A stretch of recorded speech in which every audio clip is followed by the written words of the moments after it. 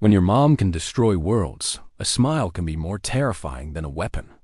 But when she smiles at you, you start to wonder who the real danger is. Twin suns bled across a desert of black glass and wind. The horizon shimmered like a blade, and beneath it, a ship fell from orbit, flaming, dying, screaming through the thin air. The elf woman watched its descent in silence, cloak pressed against her armor, eyes bright as stormlight. Her name was Leora. Once she had commanded fleets that leveled continents. Now she lived among quiet ridges, tending vines and dragons that still remembered the smell of war. When the wreck struck the dunes, the shock rippled under her boots. The sand hissed. Ember, her copper-scale guardian, growled low and restless. Blue, the smaller dragon with glassy sapphire wings, lifted her head and chirped at the falling fire. "It's human," Leora murmured. And still burning, she ran toward the crater before logic could argue. The ship was a broken fruit metal peeled open, systems sparking, air thick with scorched insulation. Leora climbed over a twisted panel, sword drawn, expecting death or silence. Instead, she found a human woman crawling from the wreck, helmet cracked, eyes unfocused. "Stay still," Leora said in calm, clipped standard. "Your ship's heart still beats. It might explode." The woman blinked at her through the fractured visor. "You're real?" "Real enough to help." Leora crouched, pulled the helmet free, and caught a glimpse of a face pale from oxygen shock, streaked with tears and soot. "Name?" "Maya." "Maya Brooks," she gasped. "Engineering division." "Not military." Blue landed beside them, wings folding delicately. Maya flinched, but the dragon's low hum soothed her heartbeat instead of raising it. Ember appeared a moment later, eyes reflecting the flames, massive and steady. "You have dragons," Maya whispered. "And you saved me?" "I have children," Leora corrected. "And no one dies uninvited on my world." A distant tremor shuddered through the air, the kind made by scanners, not thunder. Leora looked to the sky. "Your fall will bring scavengers," Maya swallowed. "Corporate salvage drones. They'll erase the evidence. Me included. Then we run," Leora said, helping her stand. "Follow my steps. Don't look back." They crossed the dunes swiftly, guided by Leora's impossible sense of direction. Every breath tasted of copper and ozone. Above them, 3 glinting dots appeared, fanning out like hawks. Maya's voice cracked. "They found us." "Not yet," Leora replied, slipping a small metallic shard from her belt. "When I tell you drop this, it lies better than I do." The drones swept lower, scanning. Their beams illuminated dust and shadow, then caught the glint of Ember's tail. The lead drone's voice rasped through static. "Unregistered life form. Surrender or be terminated." Ember roared, wings flaring wide. The dunes exploded with heat as the dragon's flame split the air. Blue spiraled upward, weaving bright threads of light around the first drone's sensors. Leora moved like thought itself, 3 precise shots from her rifle, and the sky burned brighter.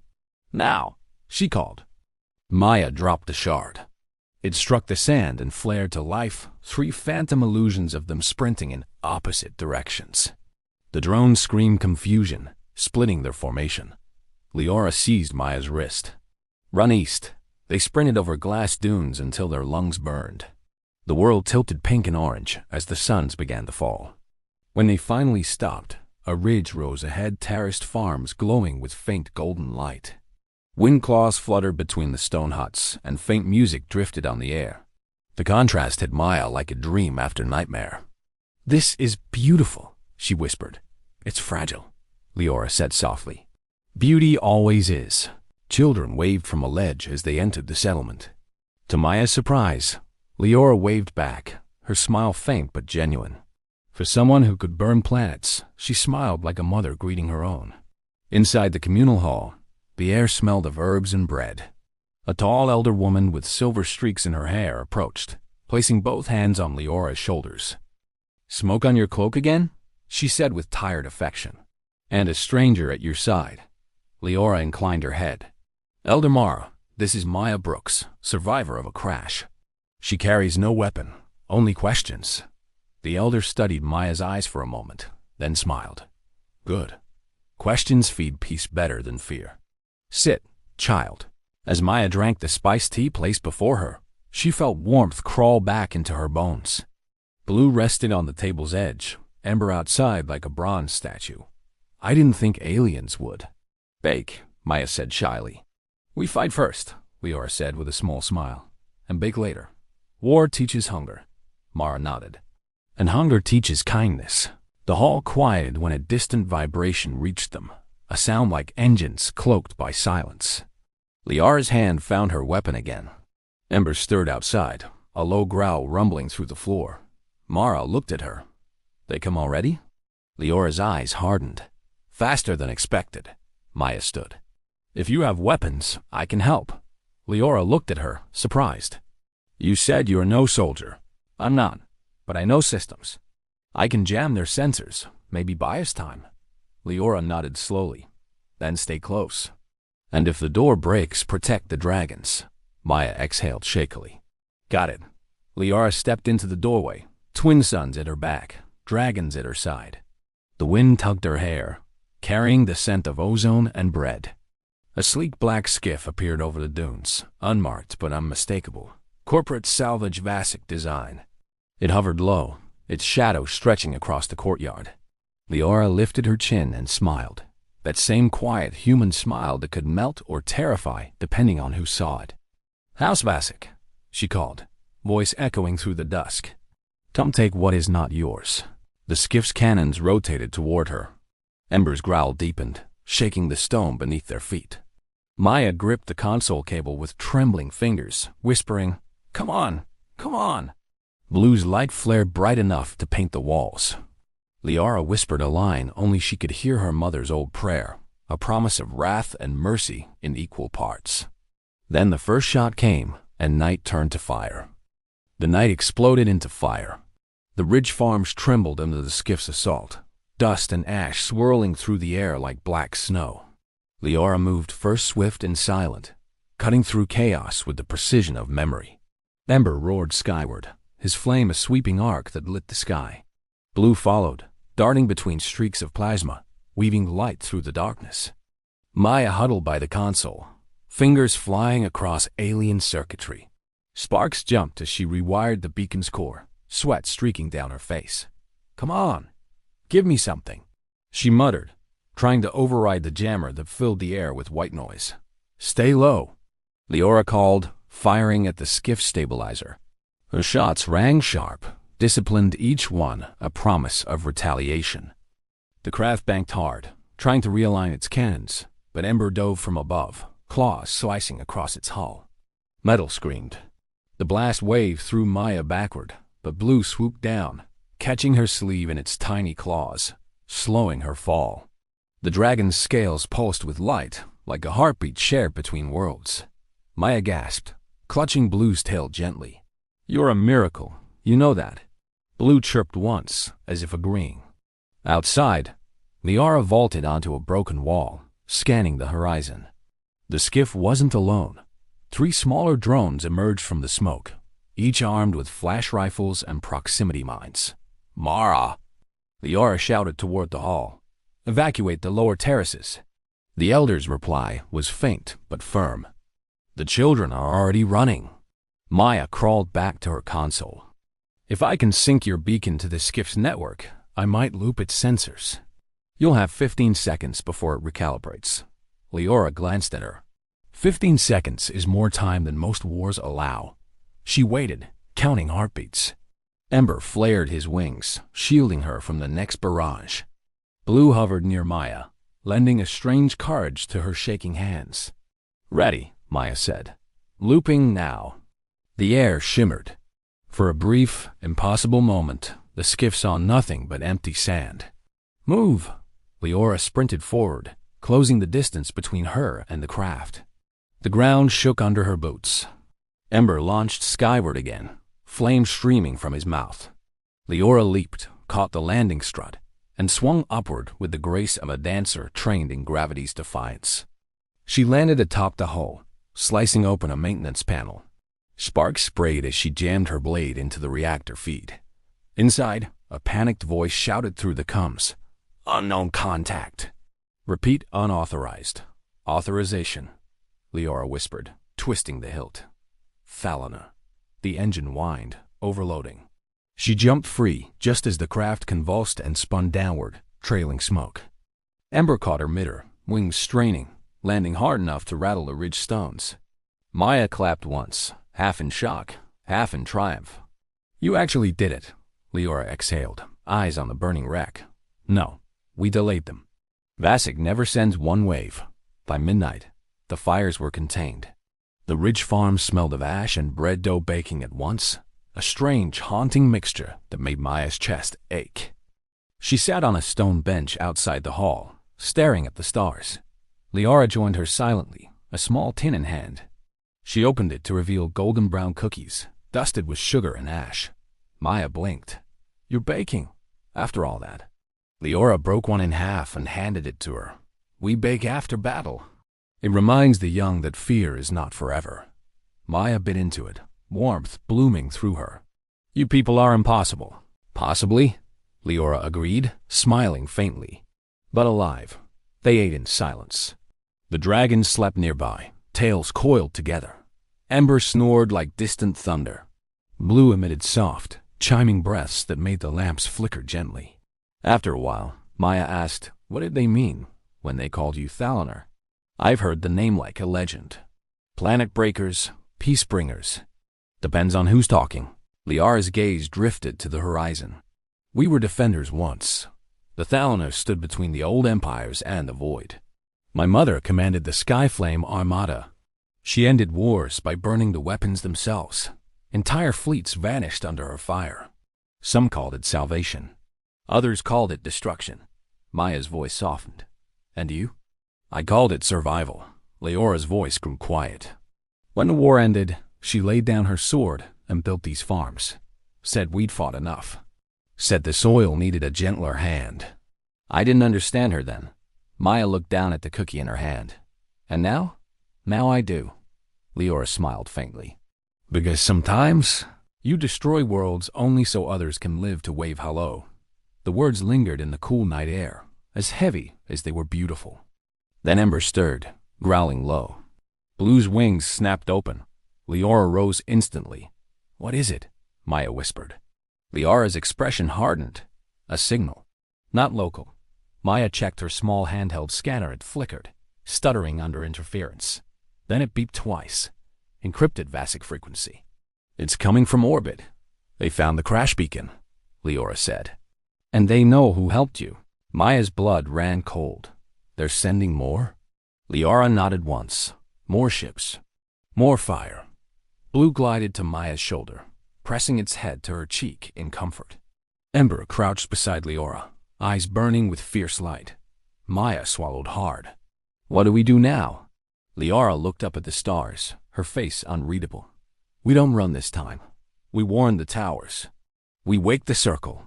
And if war comes again, she paused, touching Ember's head gently.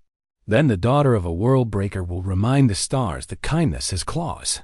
Maya felt a chill that had nothing to do with the wind. She realized that behind Leora's calm, behind that soft, human smile, was power older than planets and deeper than mercy.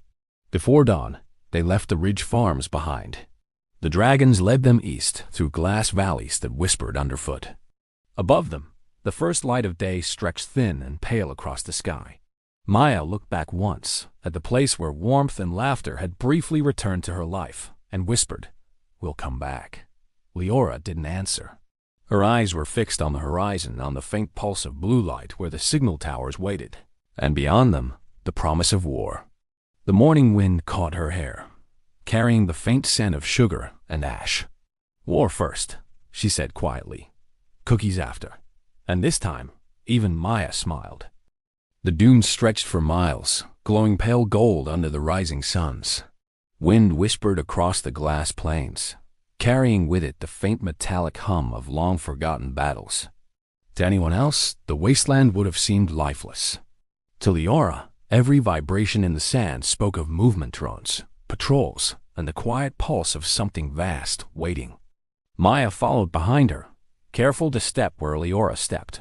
Her boots crunched softly on the black glass. Blue fluttered above them, tiny wings glinting in the morning light, while Ember walked beside Leora like a living fortress. After an hour of silence, Maya spoke softly. "How far to the towers?" "2 ridges more," Leora said, "if the sands stay calm." "And if they don't?" Leora looked to the horizon where the heat shimmered. "Then the desert will wake, and it won't care who you are."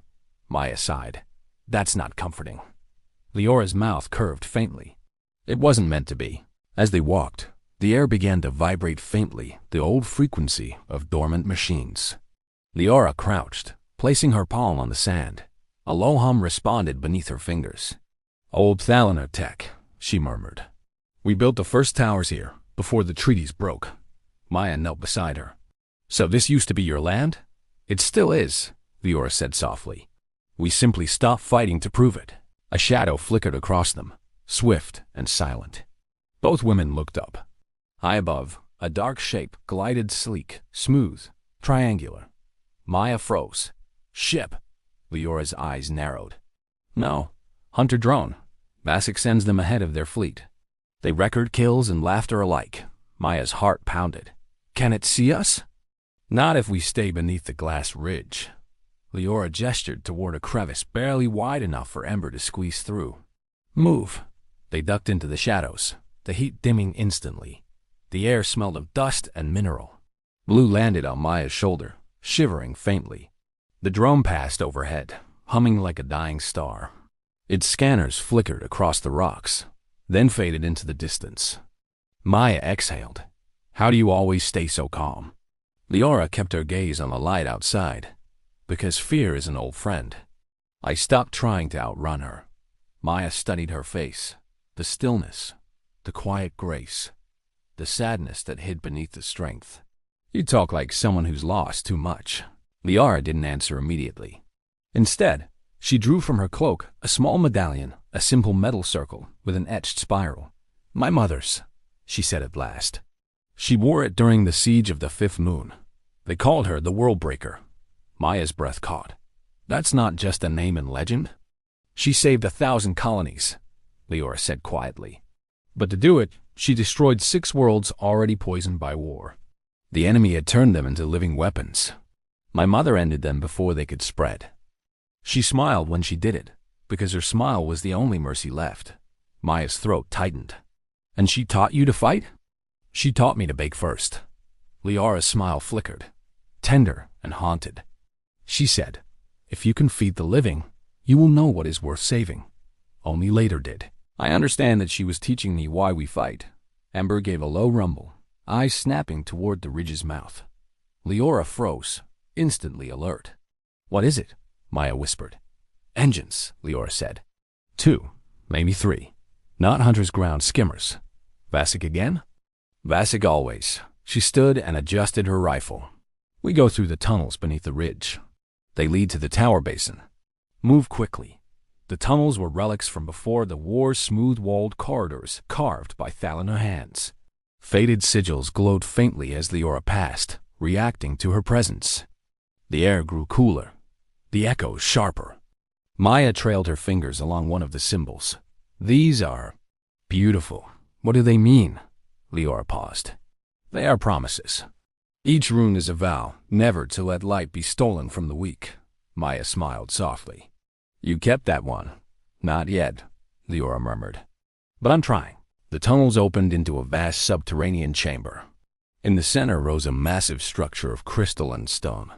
The eastern signal tower, dormant for years. The ceiling shimmered faintly, showing the filtered daylight above. Maya's eyes widened. "It's huge." "It was the heart of communication between the Thalaner colonies," Leora said, "before greed fractured us." She approached a console half buried in sand, brushed her hand over it, and whispered something in her native tongue. The system flickered to life, casting ghostly blue light across her face. Maya knelt beside her, pulling out a small toolkit. "I can patch the power grid if I can find an active node.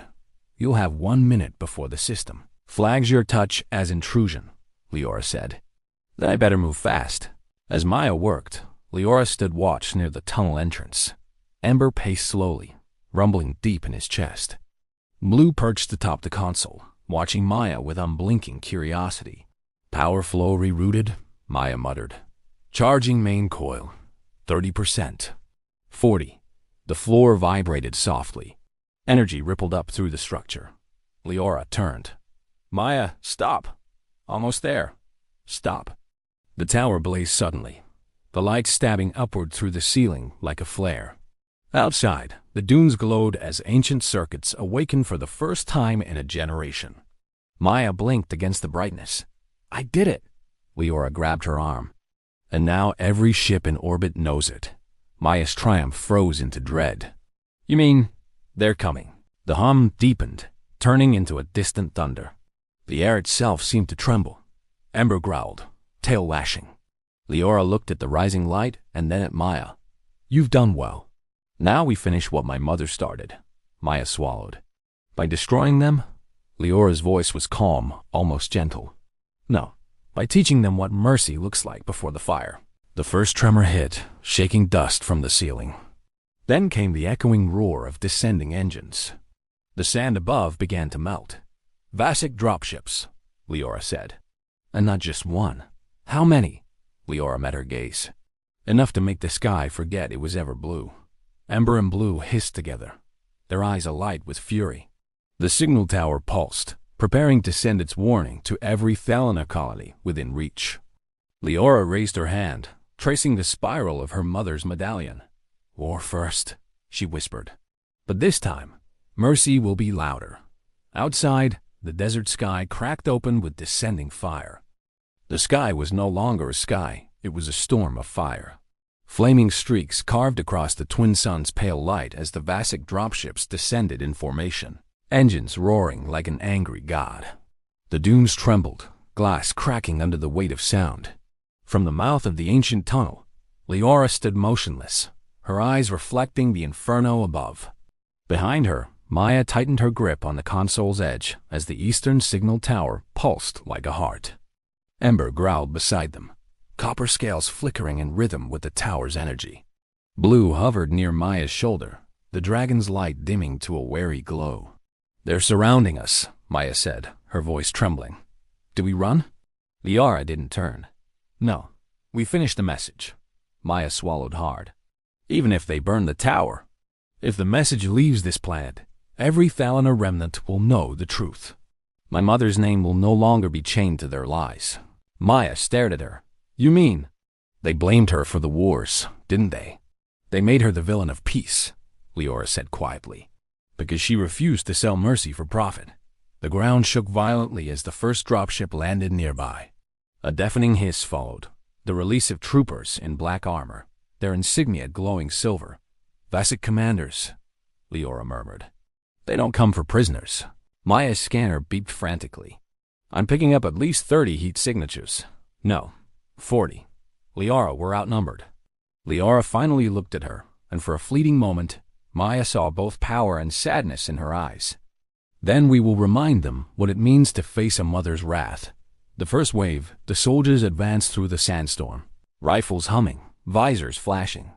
Their formation was perfect, efficient, practiced, merciless. But they didn't expect dragons. Ember burst from the shadows, his roar shaking the dunes. Fire streamed from his throat, splitting the front line apart. Armor melted. The air itself burned. Blue dove through the smoke, unleashing a shock wave of light that shattered visors and sensors alike.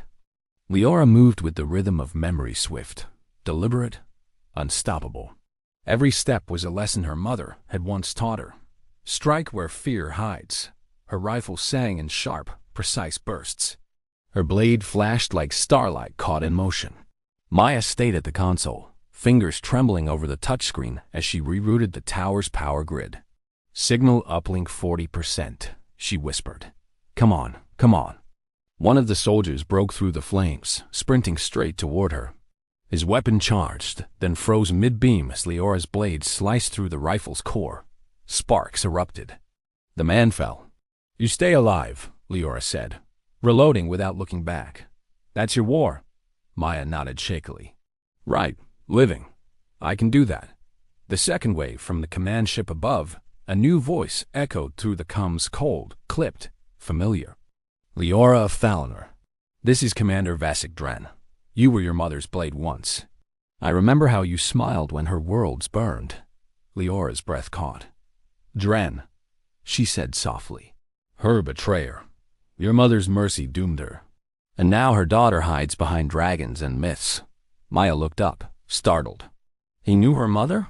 He killed her, Leora said, voice like ice. He called it peacekeeping. The command ship dropped lower, its underbelly glowing with plasma light. Leora raised her rifle and fired 3 shots into its sensor array, but the energy barrier absorbed each one. They've shielded it, she muttered. Cowards never stand close to their own war. The soldiers regrouped. Dren's voice came again, laced with arrogance.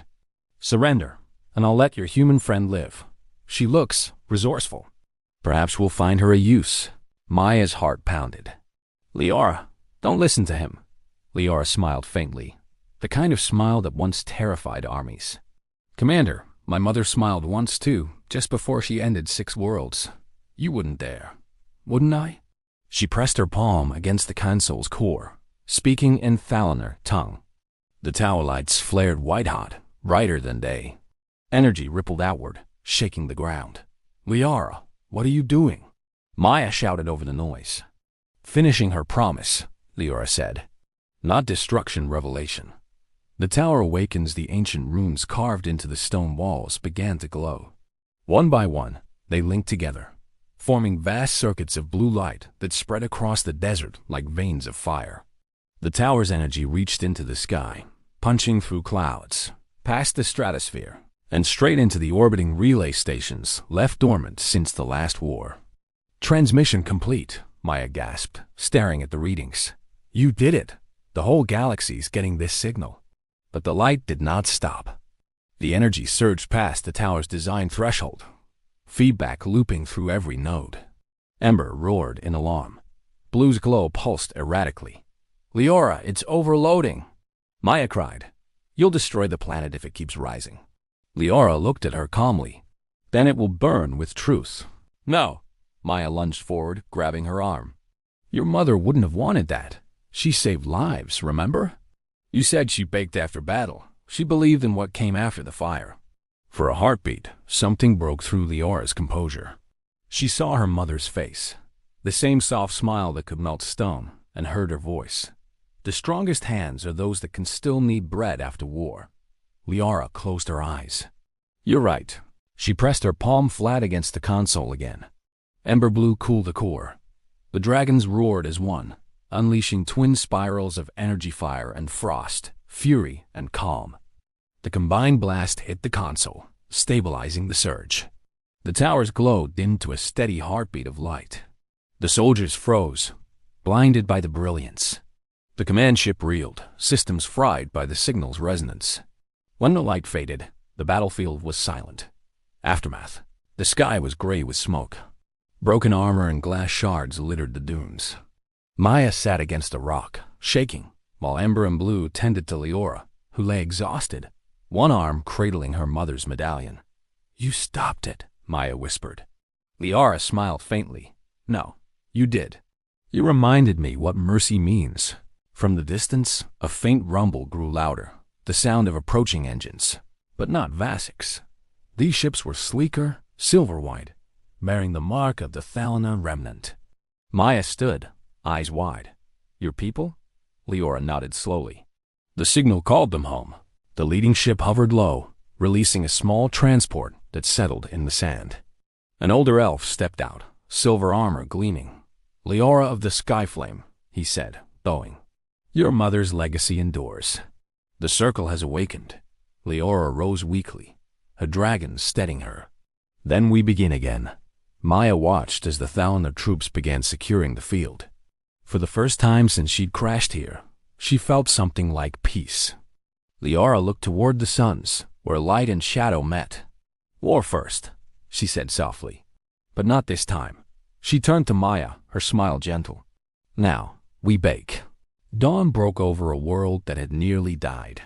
The glass dunes shimmered again, but now they glowed softly, not from fire, but from the quiet pulse of Thalona lights flickering back to life. The air still smelled faintly of ash and ozone, yet under it all lingered the gentler scent of something new bread baking, faint and sweet, rising from the ridge farms that still stood. Leora walked slowly along the edge of the ruined tower. Her cloak was torn, her blade scorched, but her eyes held calm. Ember and Blue followed behind, wings brushing the air like silk, their scales reflecting the morning. The Thalaner ships hovered above the desert, their white hulls gleaming like silent guardians. Soldiers moved carefully across the battlefield, collecting weapons and debris, tending to the wounded. And among them, astonishingly humans worked too. Engineers, pilots, medics. Not Vasic mercenaries, but survivors. At the center of it all sat Maya, hair tangled, hands stained with grease and soot, trying to fix a cracked power cell with a dragon perched on her shoulder. When Leora approached, Maya grinned weakly. "You look alive." "Barely." Leora smiled faintly. "Alive is enough." Blue chirped and rubbed her cheek against Leora's jaw. Ember gave a deep rumble that almost sounded like approval. Maya's gaze drifted toward the towers, now glowing steady and blue. "So it's done. The truth is out?" "Yes," Leora said softly. "The galaxy will remember who my mother truly was. Not a destroyer, a shield." Maya nodded, voice quiet. "And you're her daughter, the one who smiled before fighting back." "She taught me that a smile can be sharper than a blade," Leora replied. "But today, it was your heart that turned the fire." Maya flushed and looked away. "I just didn't want to die in the middle of your epic redemption arc." Leora raised an eyebrow. "Redemption? You broke the sky to tell the truth," Maya said, standing. "That counts as redemption where I'm from." They walked together through the quiet aftermath, past the burned dunes and half-melted armor. The dragons padded beside them, tails brushing the sand. High above, the Thalaner fleet began its slow retreat into the upper atmosphere, leaving only a few sentinel ships to guard the ridge farms. Later, at the ridge farms, the halls smelled of cinnamon, firewood, and hope. The elder Mara stood by the hearth, stirring a pot of spiced dough. When Leora entered, Mara set down the spoon and smiled. "You came back," the elder said. "I promised," Leora replied. "The towers stand, the Vasic are gone," Mara nodded. "Your mother would have been proud. I hope she's also hungry," Leora said, smiling faintly. "Because I intend to bake." Mara laughed softly, touching her cheek. "You finally learned what all warriors must." "That victory means nothing," Leora said, "if no one is left to share the bread." Outside, Maya sat near the dragons as the suns began to set. Blue curled in her lap while Ember stretched lazily nearby, his scales catching the twilight like copper embers. When Leora joined her, Maya handed her a small tool, an old flight chip. "Found this in my escape pod," she said. "I used to think it would get me home. And now?" Leora asked. "Now," Maya said with a slow smile, "home looks a lot like this." Leora studied her, the human who had fallen from the sky and refused to give up. "You wish to stay?" Maya nodded. "If you'll have me, the farms could use power cells. The dragons seem to tolerate me, and—" She hesitated, eyes glinting with humor. "Someone needs to make sure you don't blow up the next tower." Leora laughed quietly, a sound Maya had not yet heard. "Then stay. There is much to rebuild, and the stars will not bake themselves." Blue chirped triumphantly. Ember sighed but didn't object. The first night of peace settled softly over the ridge. Lights from the towers cast long ribbons of blue across the dunes, dancing like ghosts of forgotten wars finally put to rest. Leora stood with Maya beneath the stars.